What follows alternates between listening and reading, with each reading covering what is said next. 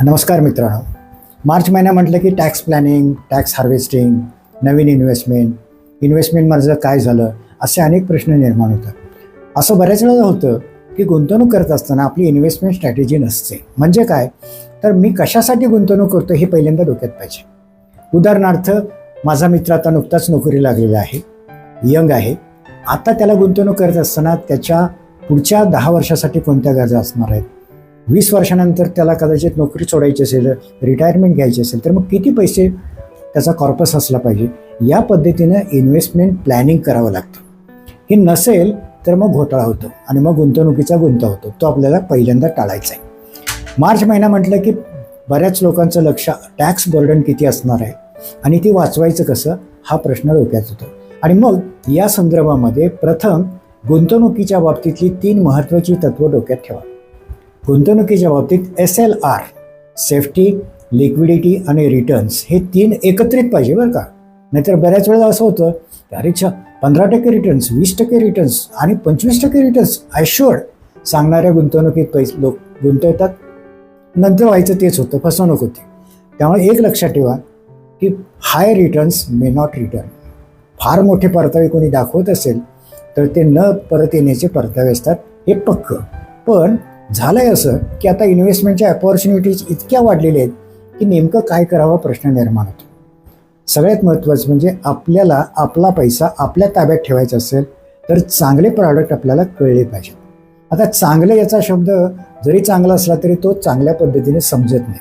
ही फार मोठी घोटाळ्याची बाब असते. कारण एकाला चांगलं वाटेल ते दुसऱ्याला चांगलं वाटेल याची खात्री नसते. आणि म्हणून आपल्या पद्धतीनं त्याचा अर्थ शोधला पाहिजे. माझी गुंतवणूक माझ्या ताब्यात असली पाहिजे. अगदी महिलांच्यासाठी सुद्धा बरं का. तुम्ही सुद्धा हे लक्षात ठेवलं पाहिजे की तुमचे पैसे तुम्हाला वापरता आले पाहिजेत. म्हणून नवे प्रॉडक्ट जे आलेले आहेत त्याची आपल्याला माहिती असली पाहिजे. आज मार्केट जरी खाली असलं तरी हे असंच राहणार नाही. आपण निश्चितपणे पुढच्या वर्षी ज्यावेळेला भेटू त्यावेळेला मार्केट आणखीन चांगलं असणार आहे आणि त्यावेळेला पुन्हा तुमच्या असं लक्षात येईल की अरे मागच्या वेळेला आपण धाडस करायला पाहिजे होतं. त्यामुळे आत्ताही धाडस करण्याची वेळ ही मात्र लक्षात ठेवा.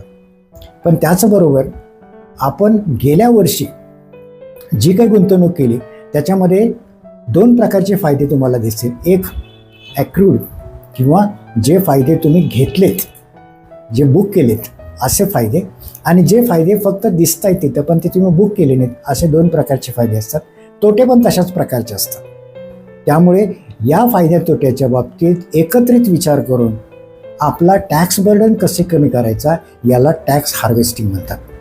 ही संकल्पना थोडी समजून घ्या, फार महत्त्वाची आहे. टॅक्स हार्वेस्टिंग म्हणजे काय, तर सरकारला जे कराच्या रूपानं देणं द्यायचं आहे ते कमीत कमी कसं करता येईल यासाठी केलेला प्रयत्न म्हणजे टॅक्स हार्वेस्टिंग. आता मागच्या वर्षी समजा आमचे मित्र अनिल आहेत, त्यांना 10 लाखाचा प्रॉफिट झालेला आहे. हा शॉर्ट टर्म प्रॉफिट आहे. तर याच वेळेला त्यांना 15 लाखाचा दुसऱ्या स्क्रिप्टवरती लॉस पण झालेला आहे. आता सरकार काय म्हणत आहे, तुम्ही प्रॉफिट बुक केलेलं तुम्ही याच्यावरती आम्हाला 20% कर दिला पाहिजे, म्हणजे 2 लाखाचा कर दिला पाहिजे. पण यांनाच काही स्क्रिप्टमध्ये तोटा झालेला आहे, तो त्यांनी बुक केलेला नाही. आता काय करायचं आहे, जो तोटा झालेला आहे तो तोटा बुक करण्यासाठी तेवढे शेअर्स विकायचे आज आणि 2 दिवसांनी किंवा जास्तीत जास्त 28 मार्चच्या अगोदर ते पुन्हा खरेदी करायचे.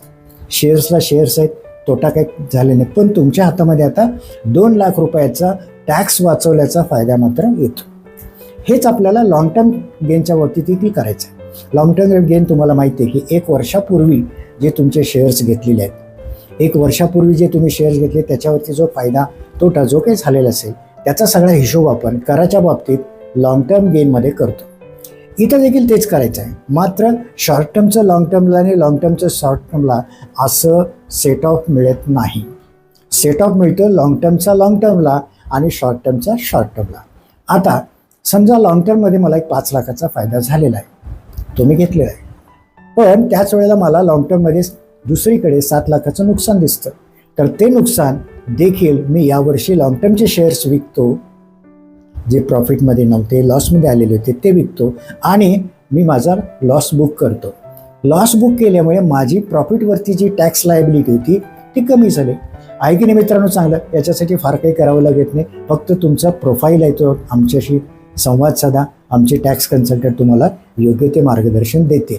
सोपी बाब आहे, पण योग्य वेळेला केली नाही तर तुमच्या खिशातून विनाकारण एवढे पैसे जाण्याची शक्यता निर्माण होते. इथं टॅक्स आम्ही चुकवत नाही, कुठलाही गुन्हा करत नाही. सरकारच्या नियमात जे काही बसतं त्याचा आधार घेऊन आमचं टॅक्स ओझं आम्ही कमी करतो. आहे की नाही चांगलं? हे आपण केलं पाहिजे. पण मित्रहो, मार्च महिना हा गुंतवणुकीचं पुनरावलोकन करण्याचा महिना म्हणून लक्षात घ्या.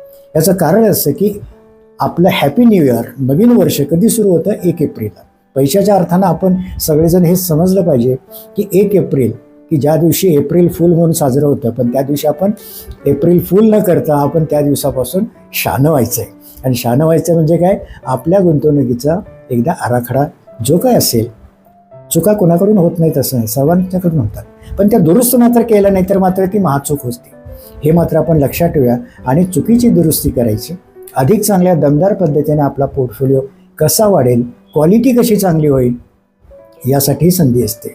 बघा, कचरा सगळा आपण दिवाळीला किंवा एखाद्या सणाचा घरातला बाहेर काढतो, तसा पोर्टफोलिओसुद्धा स्वच्छ करण्याचं काम या निमित्त आपण केलं पाहिजे. तेव्हा मित्रहो, मार्च महिना हा खऱ्या अर्थाने पैशाच्या दृष्टीने विचार करायचा महिना आहे, नियोजन करण्याचा महिना आहे, टॅक्स वाचवण्याचा महिना आहे. आणि टॅक्स वाचवला म्हणजे तेवढा पैसा तुम्ही मिळवलाच ना, हे आपण लक्षात घेऊया. आणि पुन्हा एकदा पुढच्या एपिसोडमध्ये आणखीन एका चांगल्या विषयाच्या संदर्भात नक्की भेटूया. नमस्कार.